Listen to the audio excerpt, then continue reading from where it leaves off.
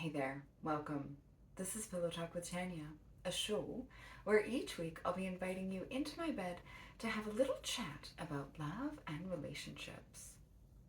This week I'm talking about money. Should we share our finances with our partner or should we keep everything separate? Before I get into that, I wanted to make a quick apology for not doing an episode last week. I run my own business. It's a senior support services business, and I was really busy with that, so I just couldn't find the time. But to any fans out there, I apologize, and thank you so much for waiting on me. I'm back. So let's talk about money. Should we share with our partners, or should we split everything 50-50 right down the middle? I've always endeavored to keep my finances separate from my partner's. I like to keep expenses and bills 50-50 and keep my own credit card, my own bank account. I've always endeavored to do that. It hasn't always turned out that way, but that's how I've always started out. That was the idea, the plan. And I think it's a good one because it avoids unnecessary arguments. People spend money according to what they prioritize. I prioritize fancy dinners, nice clothes, trips, wine, things like that.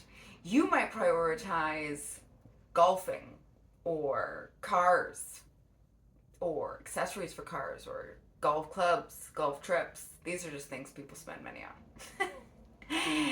And I don't prioritize those things. So if I had to see like $500 going out here or $1,000 going out there out of my bank account or off of my credit card for things that I don't prioritize, I'd be annoyed.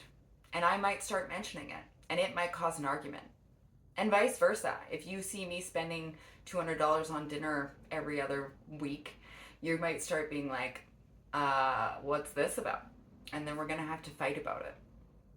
And I don't want to do that. I feel like it's unnecessary and avoidable if we just keep our own accounts, keep our own credit cards. We don't have to look, we don't have to see, we don't have to be annoyed, right?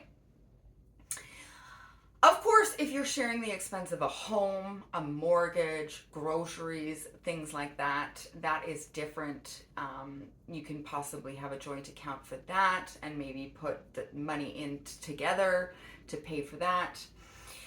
Another situation could be that one person is making significantly more money than the other person. And that can be a challenging situation. How do you divvy up the bills then? And how do you manage spending then? Thankfully, I've never really been in that situation where it was such a dramatic difference.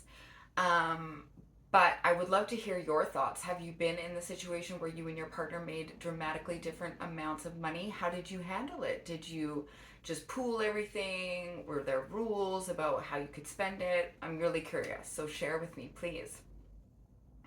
But yeah, as I say, I've always endeavored to keep things separate, to keep bills and expenses 50-50.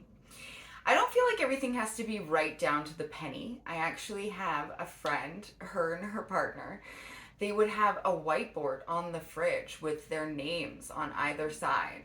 And they would like put on there like $5 here, $10 there, what they owed each other. And at the end of the month, they would pay each other back like right down to the penny. I loved it. I love the idea of keeping things 50-50. I think that it is important. It makes sure that nobody's getting taken for a ride or feels like they're being taken advantage of. It feels like things are equal, right? We're both pulling our weight. But yeah, as I say, I don't know that it necessarily has to be right down to the penny. I'm more of the type of person where if you buy dinner, I'll buy drinks. Or if you buy dinner last night, I'll buy dinner tonight, that kind of thing. It doesn't have to be exact as long as we're both putting the same amount of effort in.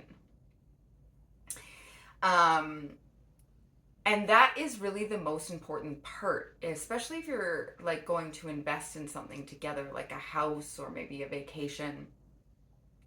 It doesn't have to be the same equal contribution, I don't think.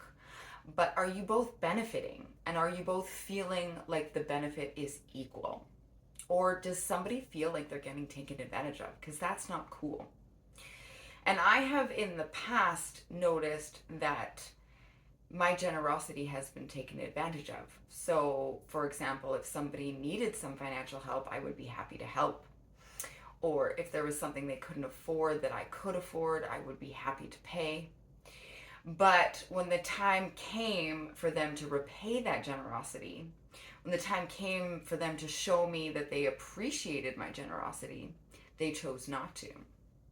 And that's a really crappy feeling when you feel like you've been generously helping someone financially and the opportunity comes for them to repay the favor in some way and they don't take it.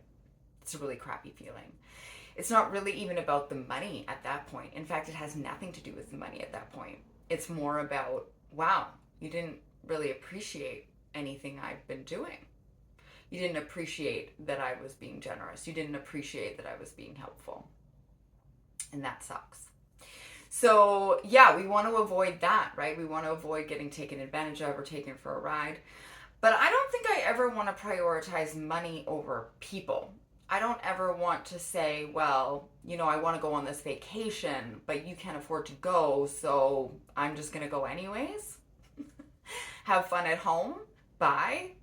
I don't think I could be that person. I'd rather you come on the vacation with me. I'd rather spend the money for you to come with me. It doesn't matter to me that I would be paying. As long as you appreciate it, as long as you're not taking advantage of me, and as long as when you can take me on vacation, you do, right? As long as that time comes when you repay the favor. But I don't think I could ever be like, sorry, you can't afford it, so it's a no-go. I think I would always just want you to come, and so I would pay. The other option is that maybe if somebody can't go on the vacation that you want to go on, you could be like, well, let's wait. You can save or get yourself in a better financial position, and when you can go on the holiday, then we'll go. That's another option. I've never done that option because I'm kind of impatient. I would just want to go on the vacation. But that could be an option. So then, no one's getting taken advantage of, and you're also compromising. But yeah, I think I would be mostly inclined to just pay for the vacation. So I don't really want to change that about myself. I don't want to stop being a generous person. I don't want to stop prioritizing people over money because I think people are more important than money. Relationships are more important than money. Moments, memories, those are all more important than money. But not if you don't have any. Money is always important. Money is always important. Without it, you can't do any of those things. So I'm not saying money is not important. You can't go on those vacations. You can't have those memories or those moments without money. So of course money is important, but I wouldn't want to prioritize keeping my money over the benefit of having someone that I love with me. But yeah, avoiding the red flag or seeing the red flag of someone that is taking advantage or not appreciating, that is something that I definitely want to do in the future because I have felt like I have given generously financially and in the end left feeling empty. Like maybe I got the money back or maybe, they repaid me in some way or whatever, but for whatever reason, emotionally, I felt empty. I felt like you didn't appreciate it. I felt like you kind of took it for granted. And that's not cool. So what are your thoughts? What is your financial deal with your partner? Do you keep everything separate? Do you share some and not others? What are your rules and how do you philosophize about how to handle money in a partnership? I would love to hear your thoughts. Please share, as always. Like and subscribe if you want to see more. Keep voting in my weekly pillow poll, and I will see you back in my bed next week.